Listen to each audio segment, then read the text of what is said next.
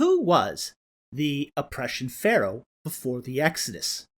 And what do we know about him on this episode of Ancient Egypt and the Bible?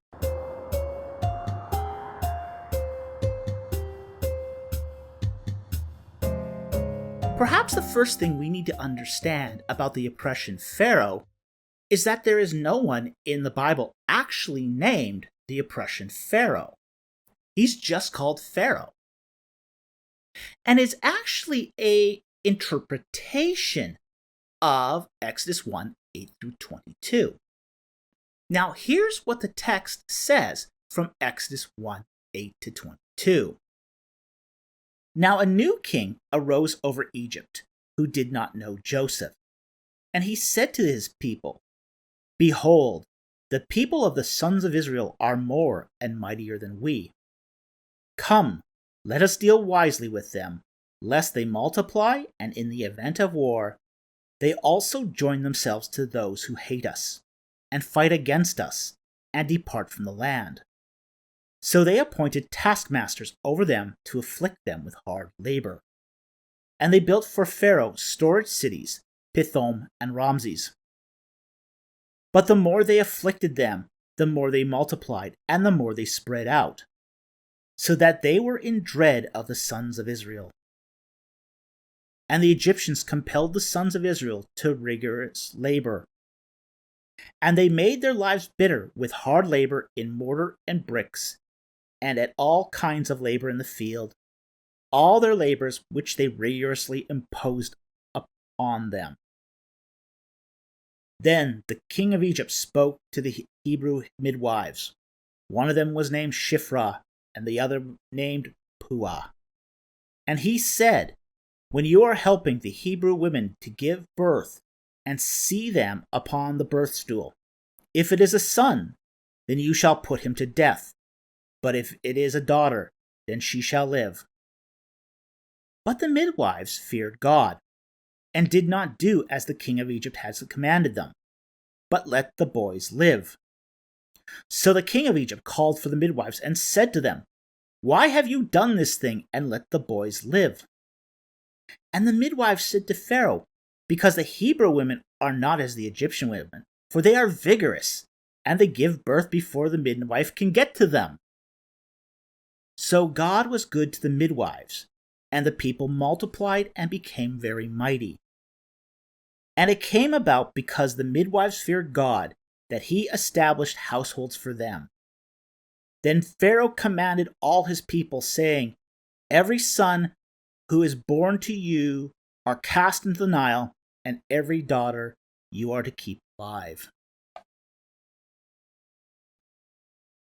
Overall, what we see in this passage is that the Israelites, the sons of Jacob, were pressed into hard labor.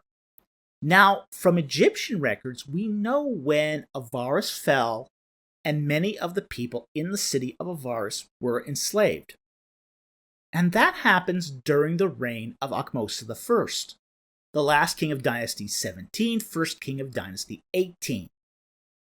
And you can see a video on that in the card above. Now, I'm not going to go into great detail about Ahmose I since we have already covered that in another video. But suffice to say that Exodus 1, 8 to 22 sort of begins with a reference to that captivity and that imposition of forced labor. But by verse 11, the text takes a sharp departure from the beginning of Dynasty 18 and talks about how the Israelites were forced to build the storage cities of Pithom and Ramses. Now, in both those cases, those storage cities are built during the reign of Ramses II. Ramses II being the third king of Dynasty 19.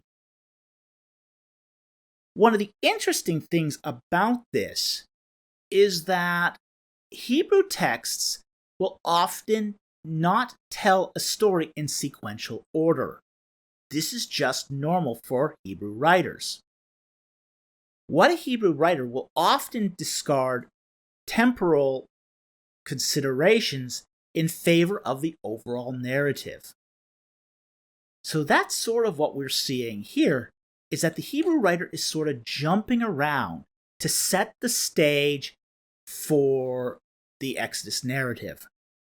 Now, regarding the killing of the innocent children, the little boys of the Israelite women, we can't say exactly which king was responsible for that. However, the text does leave us some very interesting clues. One of those clues is that the fear that the Israelites had grown numerous and mighty, and more importantly, that they would side with the enemies of the Egyptians from an eastern invasion. Being in the eastern delta, it would be natural then that they would be expecting an invasion from the east.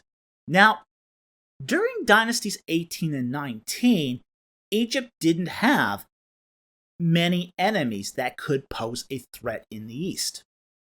The Hyksos were certainly no threat. They were already completely destroyed by the reign of Ahmose I. The Mitanni were not really a threat either, because the small incursions that the Mitanni did were pretty much routed in the northern Levant. But there was one enemy that the Egypt did fear, and that was the Hittites. And this resulted from an incident that happened after the death of King Tutankhamun. What happens is, when King Tut dies, he leaves no heir. There's no heir to take his place, because King Tut didn't have a son that survived. And what happens is, his wife, Ankhesenamun, is faced with a very unsavory choice. She will either be forced to marry the Vizier Ai, a conniving, very old man, or the General Horemheb, who was a brute. That's her choice. She decided she liked neither option. So she sent a letter to the emperor of the Hittite Empire, Suppiluliuma I. And she said in this letter, "Send one of your sons down to Egypt to marry me and become king over Egypt." Well, Suppiluliuma I was very, very suspicious of this letter. He thought it was too good to be true. So he sort of dawdled for 3 months while he sort of checked out whether this letter is bona fide. In the meantime, word got back to Ai and Horemheb that Ankhesenamun was planning this. And Ai sends Horemheb out to kill the Hittite prince en route, which Horemheb does. And while Horemheb is out in the Levant killing the Hittite prince, Ai slips in and takes the throne. No palace intrigue there at all. So what ends up happening is that Ankhesenamun is forced to marry Ai, and Ai becomes king of Egypt. And what results from this is a state of war between the Hittites and the Egyptians that lasts 50 years. And the Hittites are no pushover. The Egyptians have made the Hittites really, really angry.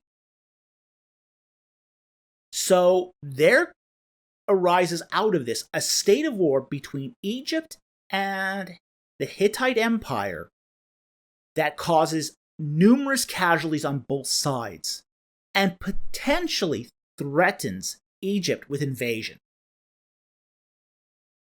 So now the Egyptians are scared of the bee's nest they've stirred.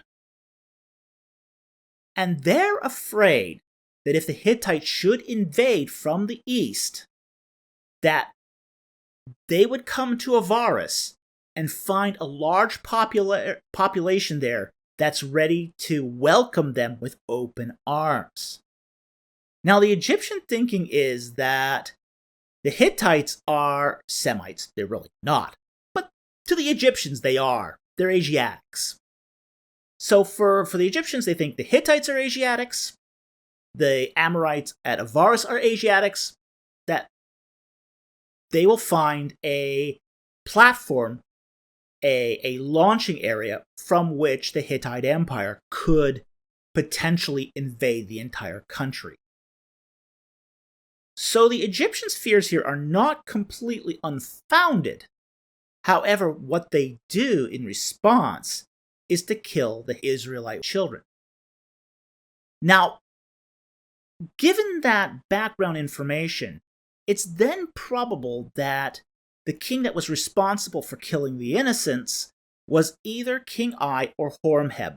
Both those men were dirtbags, easily capable of pulling that off.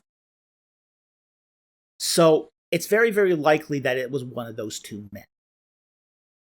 Now then we get to Moses. And in the case of Moses, after he kills the overseer, he is then forced to flee. And I doesn't sit on the throne very long. He only sits 4 years. So this means that the Pharaoh that reigned when Moses had to flee Egypt was probably either Horemheb, Ramses I, or Seti I. We're not sure which of the three, but it was probably one of the three. Now, when we talk about then the oppression king, there is an objection that often comes up from early date advocates, because none of those kings reigned 40 years. And there's the question of whether the oppression king had to have reigned 40 years prior to the Pharaoh of the Exodus. And this is done because of a misreading of the text. And I've covered this in another video, but it's important that we point this out again. That when Moses encounters God in Sinai, God says to Moses, "Return to Egypt, for all the men who wanted your life are now dead." The important word here is men, the plural of man. The importance here is it isn't just one man that wanted Moses dead. It was several men that wanted Moses dead. Pharaoh being only one of those men. So there is actually no biographical requirement that the oppression king before the king of the Exodus had to have reigned 40 years.